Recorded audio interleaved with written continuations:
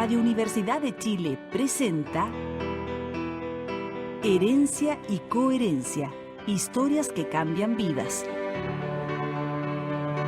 Un programa del Centro Desarrollo Sistémicos Cerval. Conduce Susana Muñoz Aburto.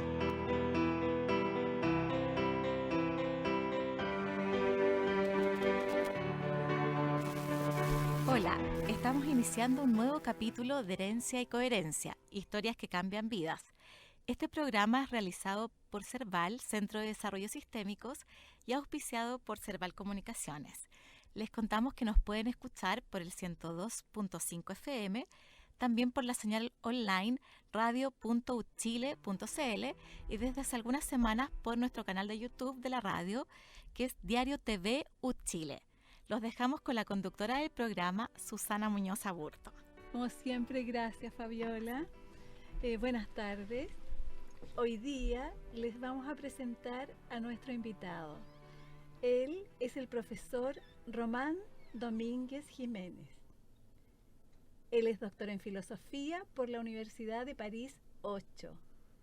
Es profesor de filosofía del cine y de estética contemporánea en el Instituto de Estética de la Universidad Católica de Chile.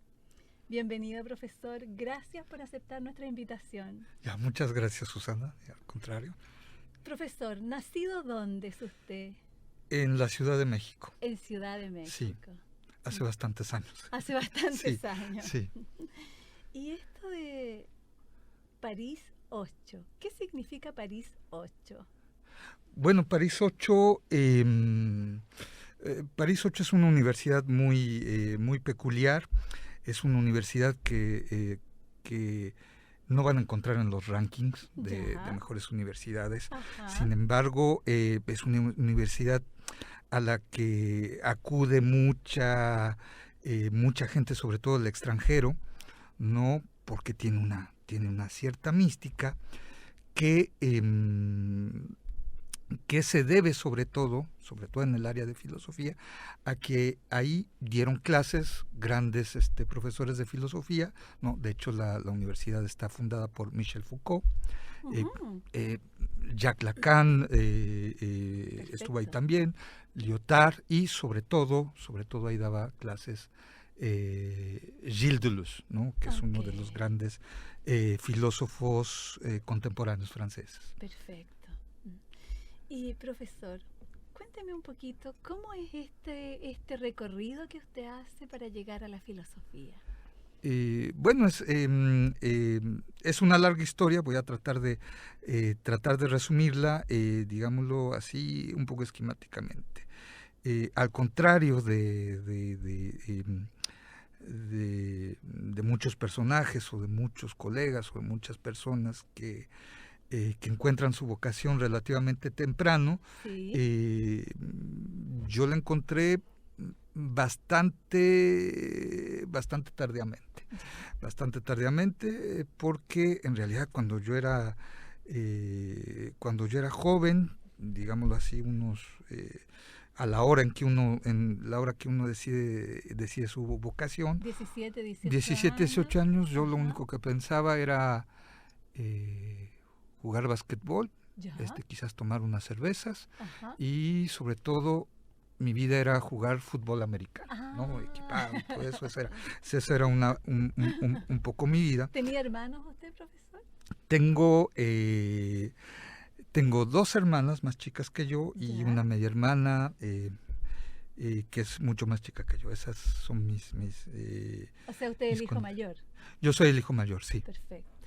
Sí. Y bueno, esa es la situación. Entonces a la filosofía en realidad llego bastante tarde, porque vivíamos con mi padre, con mi madre, en Texcoco, que es una ciudad, aunque para nosotros era un pueblo, no en aquel entonces, todavía en los años 70, 80, cerca de la Ciudad de México, a unos 40 kilómetros, y que es donde se localiza la Universidad Agrícola, quizás la más importante de México, que es la Universidad Autónoma Chapingo.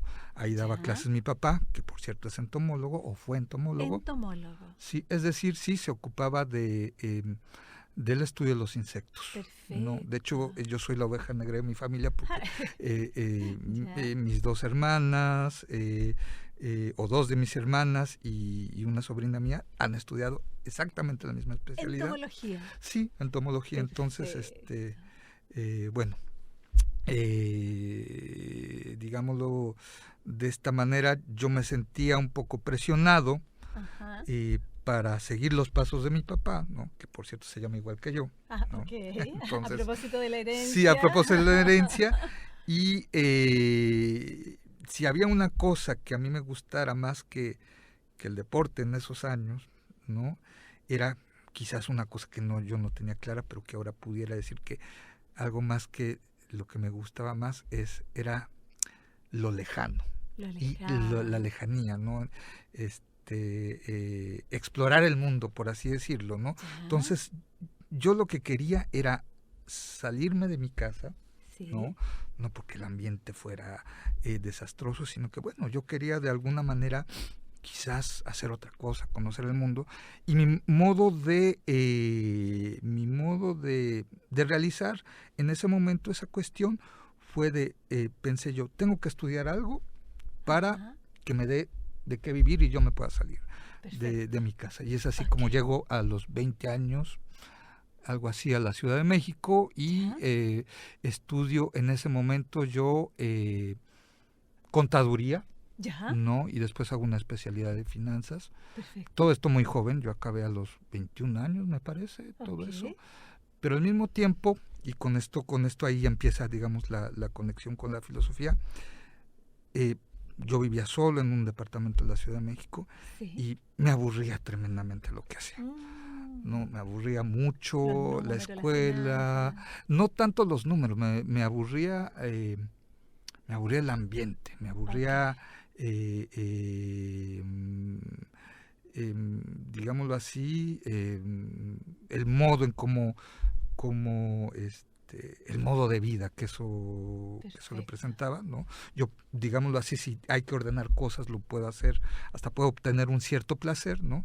Incluso a mí me gustaban mucho las cuestiones de la bolsa de valores, incluso todavía me gustaba, y no era tan malo, simplemente que no me gustaba ser elegante, etcétera, etcétera. O sea, pero podría, digamos, ver cuestiones de acciones y todo eso. Eso no me molesta, o sea, no es la materia lo que me molesta, que me era poco satisfactorio, sino el contexto, digámoslo así, el contexto, ¿no? Entonces, pues yo, digámoslo, en mi soledad, empiezo digo, bueno, hay libros que no he leído, que solo me mencionaron en la preparatoria, bueno, que así se llama el colegio en México, ¿no?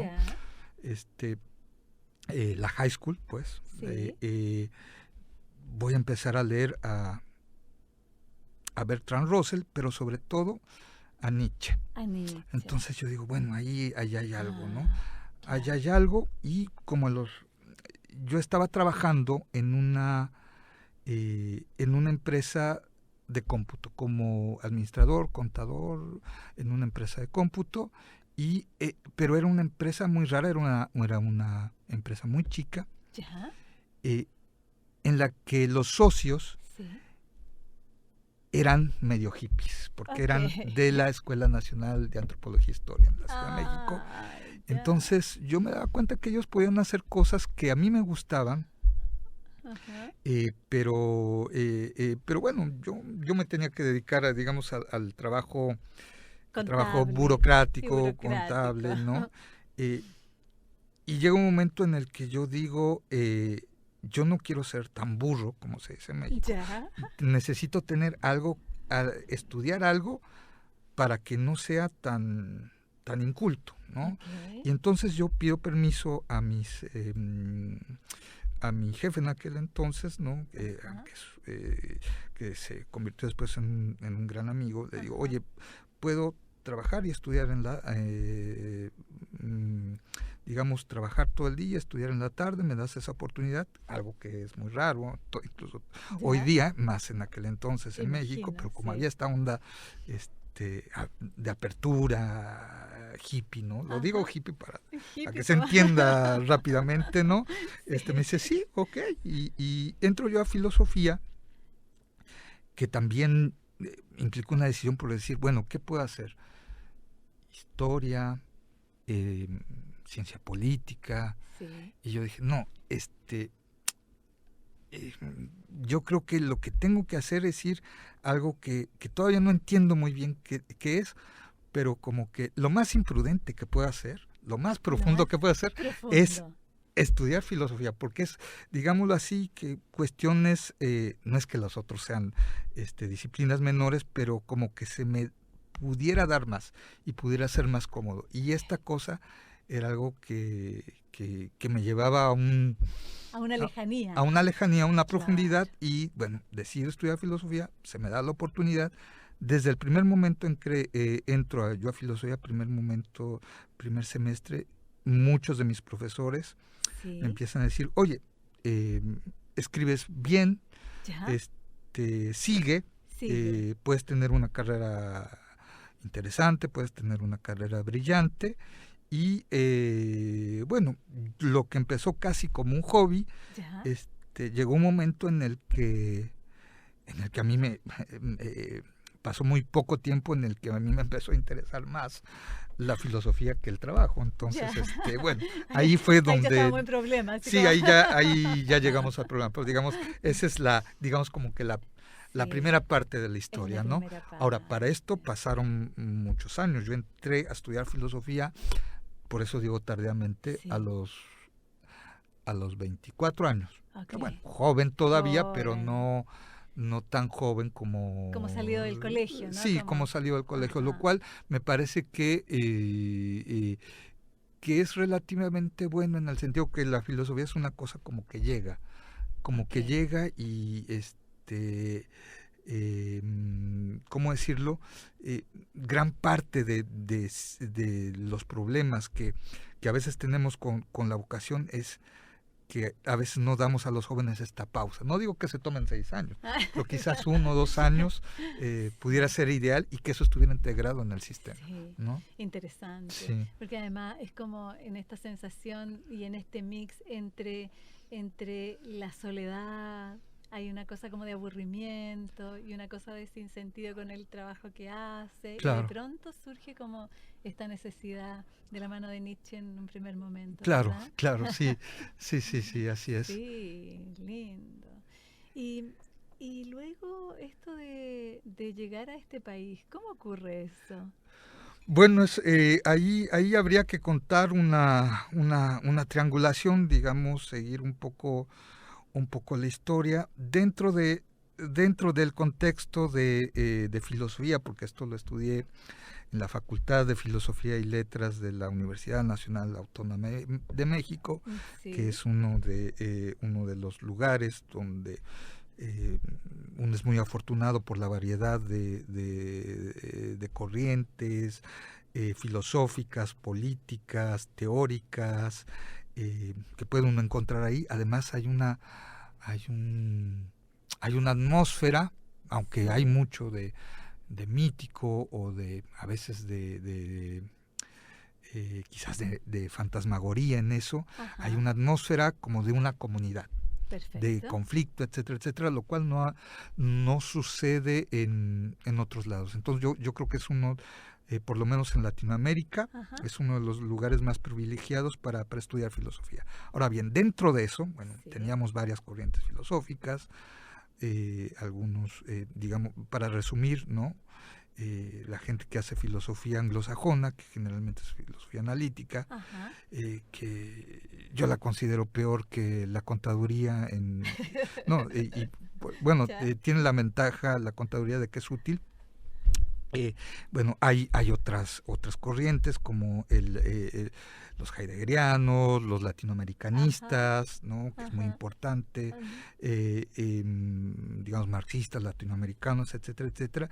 Pero a mí lo que me interesó fueron unos libros, unos textos que me pasó un amigo, ajá, de este filósofo que ya comenté, Gilles Deleuze, sí, en el que yo encontré, que es una frase que él retoma de que eso era para él Sartre, Jean-Paul Sartre en aquel, sí, tiempo, porque Deleuze estudió en los años 50, decía, es que Sartre era una corriente de aire fresco respecto a lo que yo estudiaba. Ah, Entonces yo encontraba en la filosofía de Deleuze no solo una corriente de aire fresco, sino toda una serie de imágenes, alucinaciones, afectos,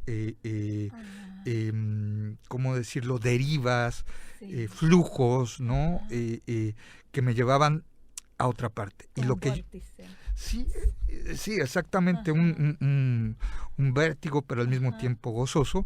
Y en cierto sentido, digamos, también es Deleuze es un filósofo de esos años psicodélicos, ¿no? Es cuando hace Perfecto. sus textos más interesantes. Ajá. Y es un filósofo, como Nietzsche, desde mi punto de Sí. vista, que es un filósofo, sin que eso sea exclusivo, para jóvenes. Ah, ok. Es decir, hay siempre una vindicación o reivindicación de la juventud, incluso Ajá. si uno no es joven, ¿no? Perfecto. Al mismo tiempo sin Sí. confundir, o sea, Sin pero confundir. Sí. a mí eso me interesó, y lo que más me interesó de esto, o la manera en en la manera que yo traté de asumir este reto, fue, yo me preguntaba, bueno, ¿cómo le hacen para hacer estos textos? Porque eso me llevó a estudiar, a interesarme por la filosofía francesa contemporánea, y yo dije, ¿cómo puede haber un ambiente tal que produzca este tipo de gente, este tipo de teoría, ¿no? Perfecto. Bueno, antes de eso hay que decir que, digámoslo así, si Gilles Deleuze fue el filósofo que me interesó, sobre todo en un primer momento, Ajá. yo llegué también a Gilles Deleuze por Borges, porque Borges también, Ok. digamos, en aquellos años que yo empezaba a escribir, había una especie de alucinación que yo tenía con Borges, Sí. de obsesión por Perfecto. las imágenes, muy similar a la de Deleuze. Entonces yo dije, bueno, yo quiero ir a Francia, para ver cómo se hacen estos textos. Entonces, Los textos, interesado como en la construcción en la de la construcción, información, no solo en el texto, sino que en la sino decir construcción. cómo puede ser, o sea, puede Ajá. ser, y es por eso por lo que yo me interesé por estudiar específicamente en la Universidad de París 8, que es una universidad que surge Sí. después de los movimientos estudiantiles de mayo del 68, Ajá. como una concesión que hace el Estado francés Ujú. a intelectuales de izquierda, izquierdosos, por decirlo así, Izquierdosos. con Michel Foucault a la cabeza, ¿no? Ajá. Que es, digámoslo así, eh, relativamente el heredero de Sartre en cuanto a la importancia política de intelectual, aunque bueno, ahí las disputas se pueden dar si era, en aquellos años era Lacan o Roland Barthes el más importante, pero bueno, Ajá. un intelectual importantísimo, el más citado o uno de los más citados en ciencias humanas. Foucault, aunque solo va a estar un año en París 8, porque después se va al Collège de France, Ok. en ese año Sí. invita a Gilles Deleuze, Ok. ¿no? Que estaba enseñando en Lyon. Ajá. Y bueno, esto para decir que París 8 empieza como una universidad experimental, incluso no había notas, ¿no? Ya. Era una universidad para interesante. obreros, era una universidad que tenía una sala de cuna, ¿no? Ya. Entonces imaginemos una época no tan lejana No en tan el que las mamás jóvenes, en lugar de ver la tele o de ver el Facebook, dicen, no, yo voy a pasar estos días yendo a clases de filosofía con Qué Gilles Deleuze, ¿no? Entonces, lindo. bueno, Además tenías a la cuna donde dejaban a sus claro, cachorros. Vanguardista. una época interesante. Con el tiempo, bueno, la universidad se desplaza de su lugar original, que era el bosque de Vincennes, Ajá. a las orillas de París, un poco forzados por el gobierno de quien entonces era el alcalde de París, que era Jacques Chirac. Ujú. Lo mandan a la comuna de Saint-Denis, ¿no? Ya. Que es una comuna que desde siempre ha estado gobernada por el Partido Comunista Francés, Ajá. y que hoy es una comuna muy caliente, ¿no? En el sentido de cuestiones políticas, porque Sí, hay sí. migración, hay toda esta cuestión de de conflicto, de, digámoslo así, de mala reputación, incluso por parte de, digámoslo así, fomentada por grupos, sobre todo de derecha, ¿no? De que, bueno, ahí viven una gran cantidad de migrantes, tanto musulmanes como magrebís, ¿no? Es decir, argelinos y marroquíes, que puede ser el caldo de cultivo, ¿no? Del terrorismo en Francia, ¿no? Pero bueno, con todo esto, digamos, se pasa a Saint-Denis. Claro, lugares, ¿no? Claro, ¿no? Y dentro de todo esto, la universidad se va normalizando, se van jubilando los grandes nombres del departamento de filosofía, ¿no? Sí. Bueno, sigue siendo una universidad que en la que se pueden hacer ciertas cosas, proyectos mucho más abiertos que en otras universidades, ¿no? Aunque al mismo tiempo es una universidad que por su herencia de izquierda nunca se ha preocupado tanto por esta cuestión de los rankings, etcétera, etcétera. Quizás ahora está pagando un poco la factura, o estamos pagando un poco la factura, pero al mismo tiempo habría que cuestionarse si el valor de una universidad se da solamente por estas cuestiones de publicaciones, etcétera, etcétera, o por la experimentación, porque eso es lo que fue importante en París 8, digamos en su época dorada, por así decirlo, que duraría hasta mediados de los 80, ¿no? O hasta principios de los 80, y que de alguna manera se mantiene ese espíritu, ¿no? Un poco interdisciplinario. Y es en ese contexto en el que yo entro a París 8, es decir, es una universidad en la que se puede hacer tesis, por ejemplo, sin que haya reparos, ¿no? Una tesis de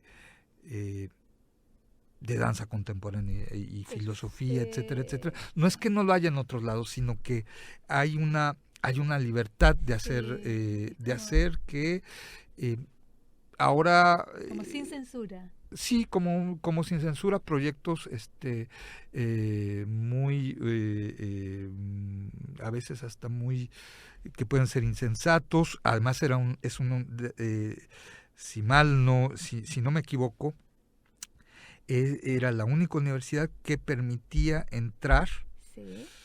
No solo, bueno, era una universidad de obreros, ahora ya no casi hay obreros o trabajadores, pero sobre todo dejaba entrar a estudiar sin tener el BAC, que es el examen equivalente a la PSU en Chile. Entonces, porque el BAC en Francia es casi como un título nobiliario de que uno es una persona que puede tener una persona apta para no sé, como entrando a la sociedad, ¿no? A la sociedad culta, ¿no? Que puede tener una opinión, ¿no? Y París 8 era la única, ¿no? De hecho, algunos maestros que no son malos profesores, algunos no tuvieron BAC o la PSU. Entonces es un lugar que todavía tiene esa una apertura distinta, ¿no? A que gente que venga de formaciones raras o que venga del extranjero, ¿no? Hay muchos latinoamericanos, ¿no? Que digan, bueno, yo quiero hacer una tesis sobre tal o cual cosa, y bueno, se abre, sí. Yo tengo la sensación de que estamos en nuestro momento de pausa. Entonces, en el momento que sigue, preguntaré ¿qué es esto de venir a este país? Claro, es que es la primera parte. Ok.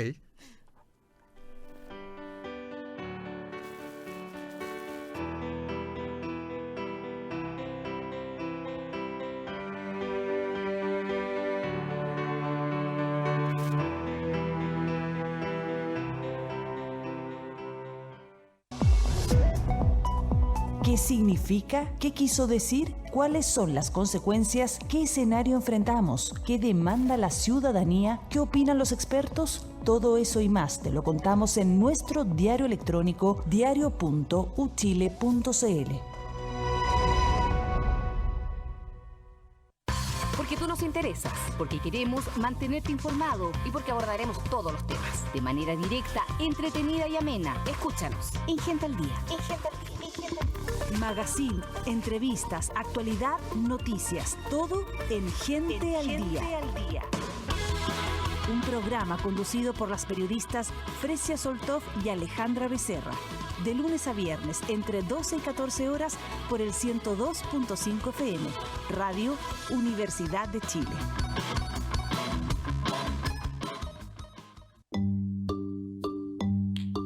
Escuela Artística de Invierno en el ISUCH.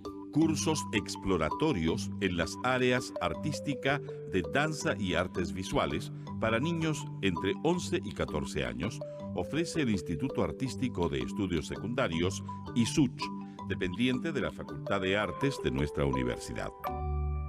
Las clases se realizarán entre el lunes 10 y el viernes 14 de julio. Mayores antecedentes en www.artes.uchile.cl/isuch. Correo electrónico eea.isuch@gmail.com. Fono 229-771-611. Nuestro cobre, todos los miércoles de 18 a 19 horas en el 102.5. Conozcamos la inmensa riqueza que nos ofrece el metal rojo y descubramos por qué los chilenos no gozamos de todos sus beneficios. Forjemos juntos una política que recupere y defienda el sueldo de Chile y viga maestra de su desarrollo futuro.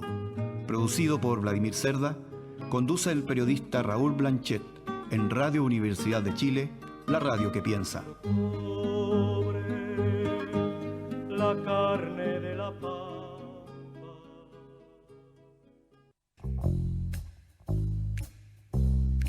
Lea en Le Monde Diplomatique un completo dossier sobre los cambios producidos en Chile tras la reforma agraria, cuya ley cumple 50 años. También un reportaje y análisis sobre la resistencia de los zapatistas en Chiapas, artículos sobre Francia, Palestina, Filipinas, Corea del Norte y Rusia. Además, este mes el libro Recuperar el agua de la editorial Aún creemos en los sueños. Le Monde Diplomatique, más imprescindible que nunca.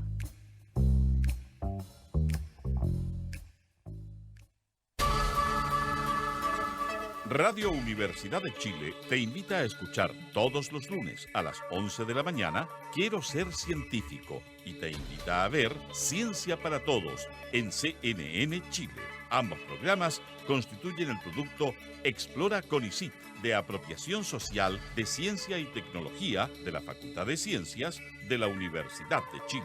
Creando redes con ciencia y tecnología. Dirige y conduce la directora de Extensión de la Facultad de Ciencias, profesora Hortensia Morales Curtis.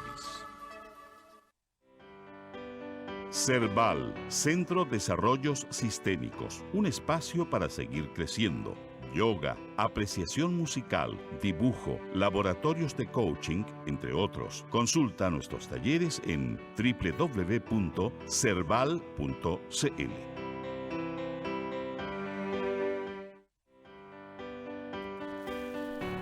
Bueno, estamos de vuelta con el profesor Román Domínguez Jiménez. Profesor Román, ¿y esto de llegar a este país? Bien. Bueno, Chile no estaba dentro de mi proyecto de vida, ¿no? Ya. Incluso algunos profesores, mis profesores de París 8, mi director de tesis, ajá, y otro profesor muy querido con el que trabajé, me decían, oye, Román, ¿por qué no vas a Chile? ¿Por qué no buscas algo en Chile? Yo decía, bueno, no tienen idea de lo lejos que está Chile de México. Esto tiene que ver con que un compañero, un colega y amigo mío muy querido chileno, Adolfo Vera, que ahora está haciendo un postdoctorado en la Universidad de Tours, en Francia, pero que es profesor ahora de la Universidad de Valparaíso. Los dos éramos doctorantes. Estamos, en aquel tiempo le propuse, o nos propusimos más bien, ahí habría que ver quién dijo primero, pero bueno, nos propusimos hacer un un seminario de cine y filosofía, básicamente, por lo menos desde mi punto de vista, porque yo veía que teníamos compañeros que hacían otros seminarios, ¿no? Ya. Y Esto yo es decía, París. esto en Ya. París, ¿no? Entonces, era para mí fue una decisión muy lógica, pues decía, bueno, si esto lo pueden hacer, aunque sean franceses, pero yo los veía que estaban más perdidos que yo, bueno, hagamos un seminario al que fue muy poca gente, Ya. pero que nos ayudó a nosotros para consolidar nuestros proyectos, para hacer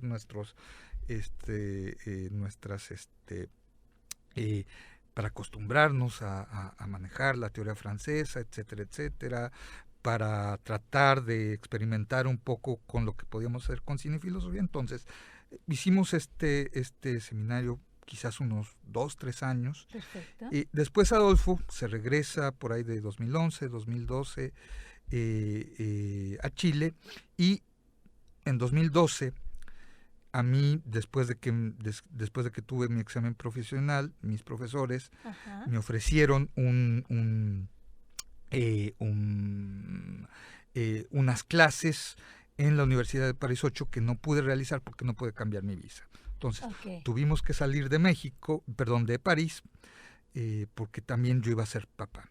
Ah, iba a ser Eso fue a principios de 2013 y bueno, ya no teníamos plata, yo ya no tenía pega, chamba, Ya. como se dice en México, no tenía manera de cambiar mi visa, y en ese momento, a principios de 2013, Adolfo me manda una convocatoria de la Universidad Católica del Instituto de Estética de la Universidad Católica, Ajá. que además Adolfo nunca ha estado ahí, pero Ya. le llegó, me manda esa convocatoria y buscaban a alguien que supiera de filosofía y de cine. Perfecto. Entonces, estaba yo haciendo mis maletas y llamé al Instituto de Estética y me contestó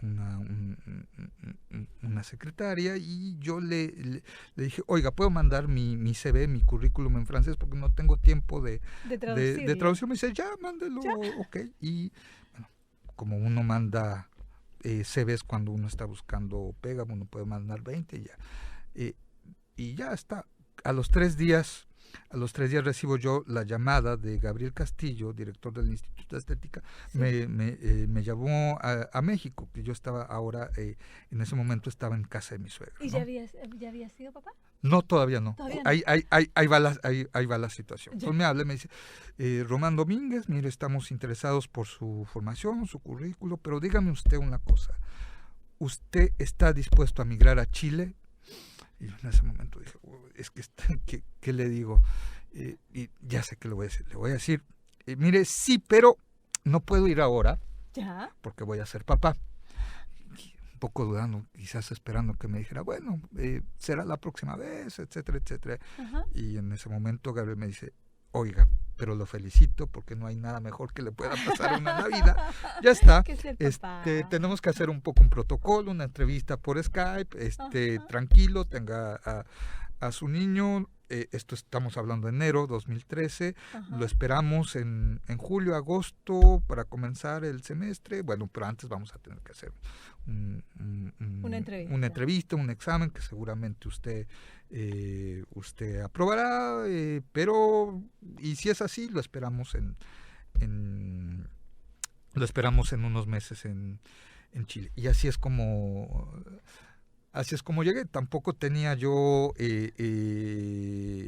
ningún compromiso en México, En no México. tenía nada, ¿no? Llegamos sin prácticamente sin nada, ¿no? Ya. Mi mujer, Su mujer y su hijo. ¿Hijo? Sí, hijo, sí, mi hijo nació, eso fue, le estoy hablando de enero, mi hijo nació en abril de ese año, Ya. ¿no? Yo llegué acá en julio para empezar las clases en agosto, y mi mujer, que por cierto hoy es un cumpleaños, Ay, hoy día es tu entonces, cumpleaños, feliz cumpleaños. entonces hay un poco feliz cumpleaños. Es como bienvenida Sí. al planeta, al aniversario.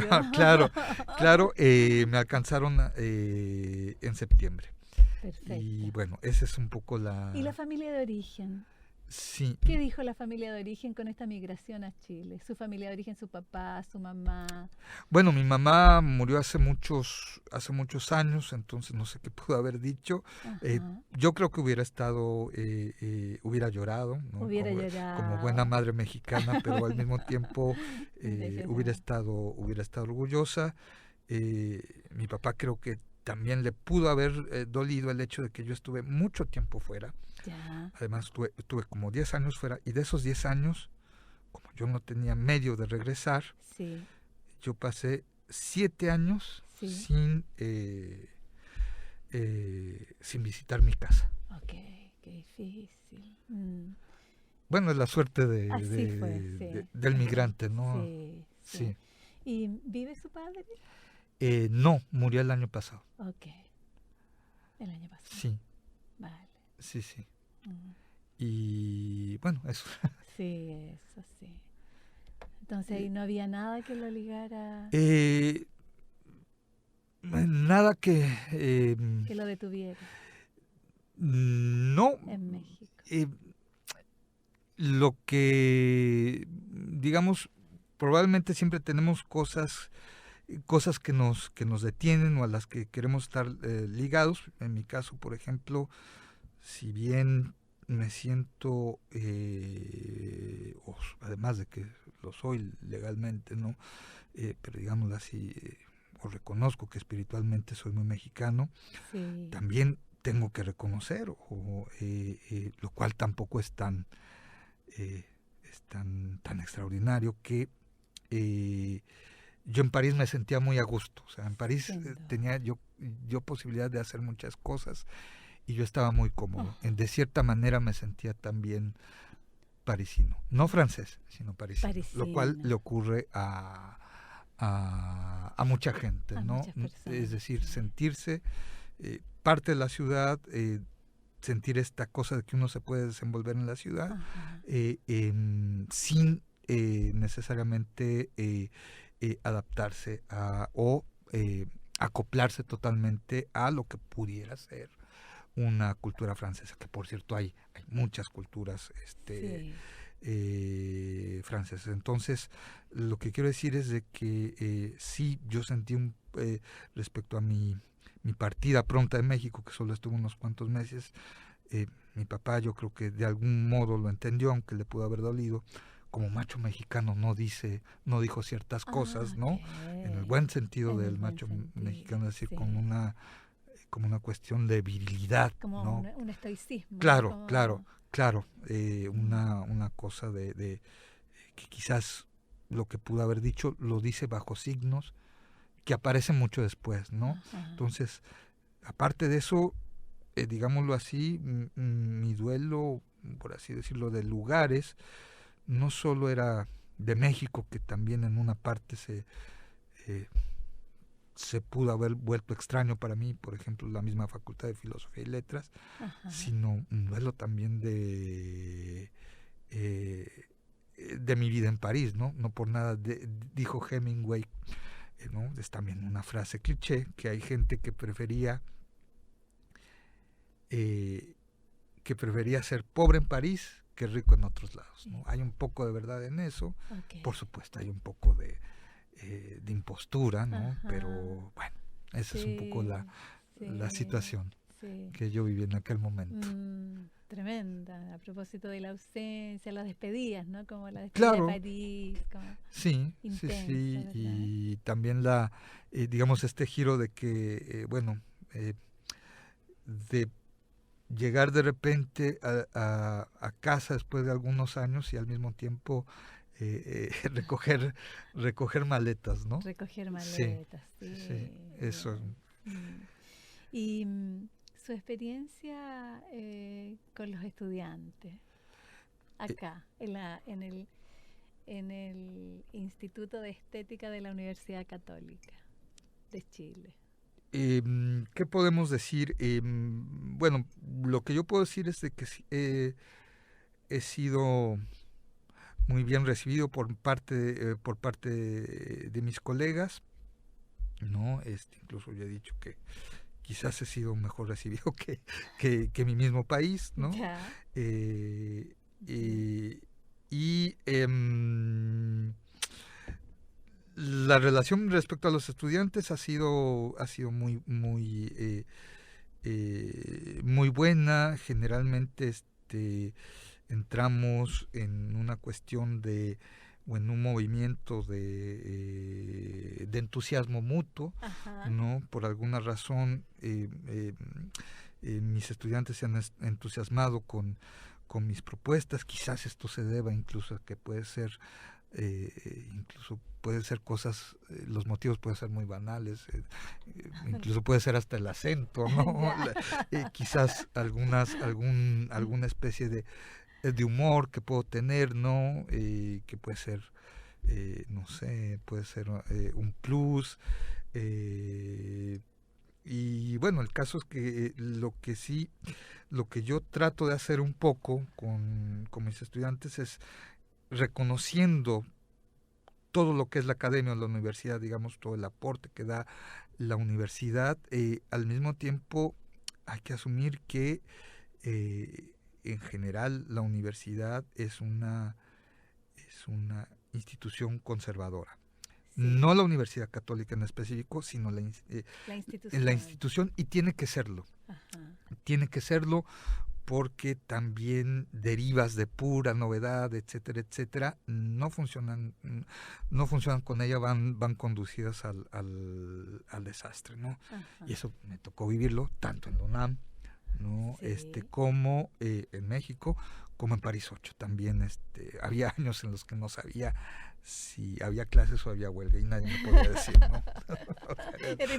Tan caótico, ¿no? Con todo lo que aprecio. Como la máxima incertidumbre. Sí, exactamente, sí, ¿no? Vivir en la incertidumbre, con todo lo que aprecio. París 8 había unos momentos desesperantes, digámoslo así, a veces en la administración en el que cuando todo el mundo es jefe, bueno, cuando no solo los estudiantes se convierten en jefes, sino los administrativos también, o todos somos iguales, bueno, eso ya se vuelve bastante problemático, ¿no? Entonces, reconociendo un poco que la universidad tiene que tener estas restricciones, lo que trato yo de abrir con ellos. No sé si hay alguien algún estudiante o algún alumno que haya tenido que me pudiera contradecir. Trato de abrir un poco el campo hacia la experimentación. Perfecto. De formas nuevas de relacionar, explorar lo universitario con otro tipo de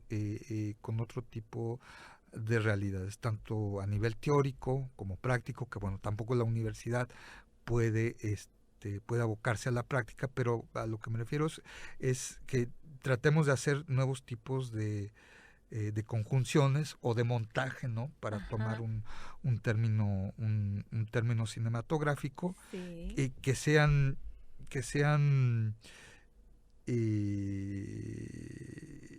que impliquen nuevas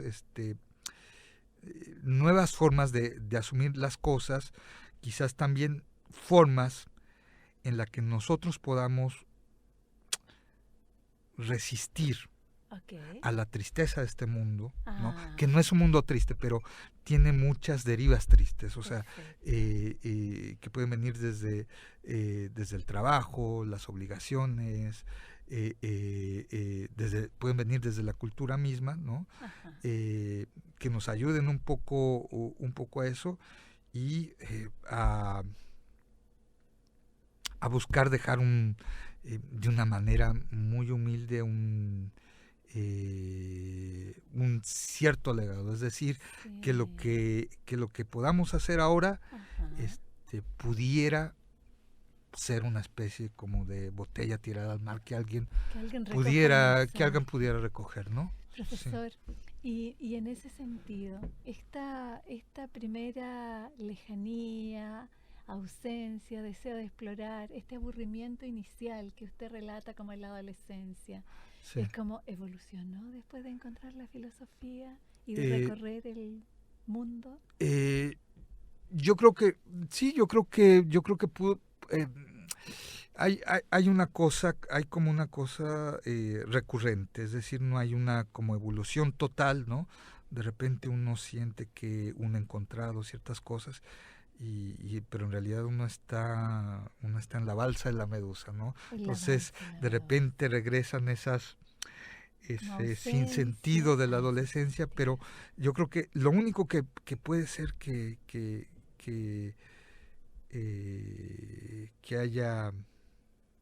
haya cambiado, digámoslo así, de una manera importante, es que uno en la adolescencia, por lo menos en mi caso, uno piensa que todo está perdido. Ya. Y digamos no diría yo la madurez, sino el humor negro, que para mí es muy importante, Ya. o el pesimismo hace pensar que esto también puede pasar. Y también puede que no importa, que lo más importante es de alguna manera seguir remando, ¿no? Seguir remando, no importa dónde llegue uno, pero digamos, mientras uno tenga con quién remar o con quién encontrarse, porque a veces uno sí está solo, no importa, ¿no? Entonces yo creo que el vehículo de ese pesimismo de la adolescencia hoy día es transformado en una cuestión de risa, de humor negro y de cinismo, pero de cinismo en el sentido griego del término, es decir, es un movimiento intelectual que es lo contrario de la ironía. Explico rápidamente qué sería eso. Es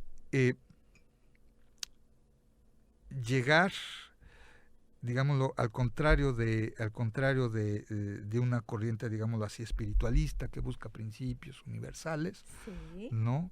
Es como rebajar esa idea de principios universales a lo más concreto, ¿no? Pero ese movimiento hacia abajo es un movimiento que causa risa. Doy un ejemplo. Diógenes le pide a quizás me estoy equivocando ahora, tengo un poco nebulosa la memoria. Le pide a Platón, da la definición de hombre, y Diógenes le pide la definición, Diógenes el cínico le pide la definición de hombre a Platón, y Platón le dice, es un bípedo sin plumas, ¿no? Y lo que hace Diógenes es de que agarra un pollo, le quita las plumas y le dice, ahí está el hombre para Platón, ¿no? Ese es el movimiento del humor, ¿no? Es como la reducción al absurdo, ¿no? Claro, reducción al absurdo, ¿no? Perfecto. Pero es un movimiento que puede ser liberador. Ahora, hay situaciones en las que no se puede hacer, ¿no? Hay situaciones en las que no se puede hacer. O sea, es más complejo. Es más complejo frente a la injusticia, al genocidio, no es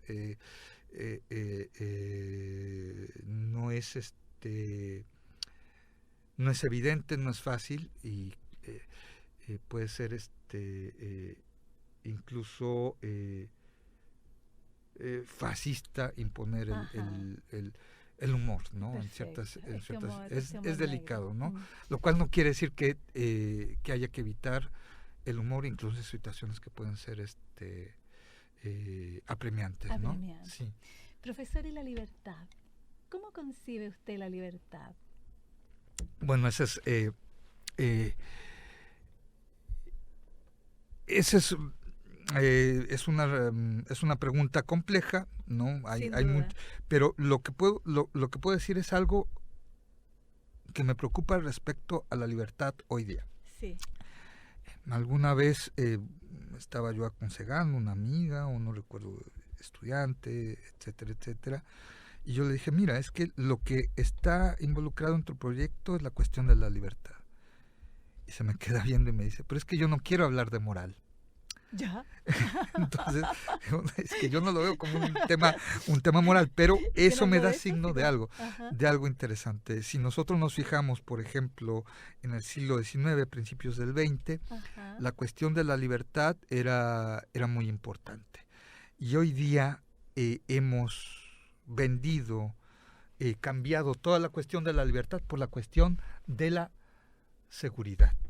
Nos hemos vuelto más más borregos, más pastoriles, ¿no? Incluso se habla de poder pastoral en el mal sentido de lo pastoral, es decir, en el sentido de que a veces somos como borregos que queremos más, nos interesa más estar seguros que ser libres. Pero ese problema de la libertad es el problema, para decirlo así, del humano. ¿No?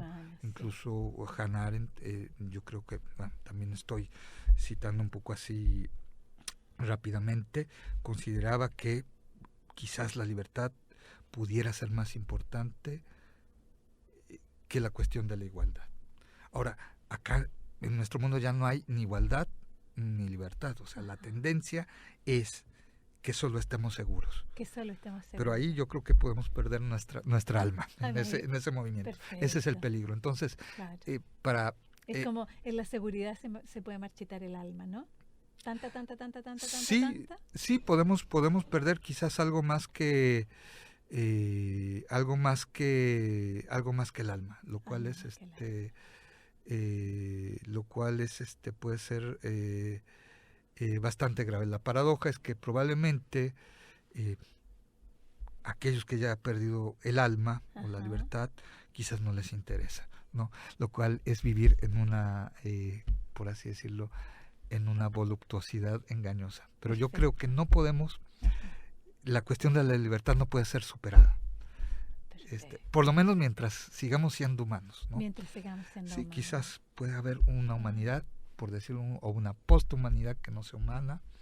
Probablemente pueda haber experiencias más alucinantes, más ricas en términos sensoriales, pero si perdemos la libertad, me parece que perdemos no solo la libertad individual, la libertad de vida personal, sino una herencia muy grande, que viene de mucho tiempo atrás, y que es una decisión que tomaron nuestros ancestros hace mucho tiempo, que no sabemos exactamente cuál es, ¿no? Pero me parece que ahí hay algo está en juego. Sí, seguimos en ese sentido con la tradición, ¿no? Es decir, buscar quizás lo lejano, ¿no? Nos quedamos en la pura sensualidad, ¿no? Pero además una sensualidad bastante acotada, ¿no? Que nos sigan cuidando, ¿no? Que no suframos, que nadie nos violente, ¿no? El problema de la libertad también es el problema del coraje, sí, claro, del coraje, quizás de la valentía, pero también lo que hay que pensar junto con la libertad es la violencia. No es un tema que bueno, ya nos llevaría a otras partes. Eso sería como otra entrevista, profesor. Claro, sí. Bueno, yo pensaba que estamos en un momento de cierre. Yo pensaba que cuando yo le pregunto a usted de su madre y su padre, dice, mi madre lloraría pero estaría orgullosa y su padre también. Quizá tenga que ver con esto, con que la libertad se forja en muchas generaciones hacia atrás. Y sin duda sus padres estarían orgullosos hoy día si estuvieran. Muchas gracias, profesor. Gracias a usted, Susana. Gracias al público. Ya. Gracias. Nos vemos el próximo sábado. Radio Universidad de Chile presentó Herencia y Coherencia, historias que cambian vidas. Un programa del Centro Desarrollo Sistémicos Cerval.